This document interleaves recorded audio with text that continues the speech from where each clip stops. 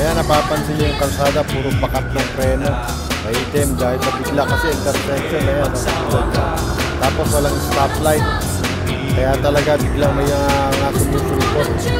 Kaya talaga kailangan na gusto ka pag intersection.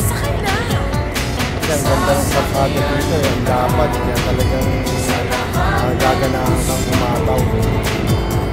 Kaya lang talagang kailangan gusto ka talaga kasi biglang may mga sumusulpot dito ng mga sasakyan. Ayan, no? Kaya mapapansin mo, grabe yung bakat ng mga preno kasi mga biglayan. Kasi walang stoplight, kaya bigla may mga lumulusot. Kaya lang, dahil dun sa ganda nga ng karsada, tikem ka talagang bumataw. Lapad kasi ng karsada.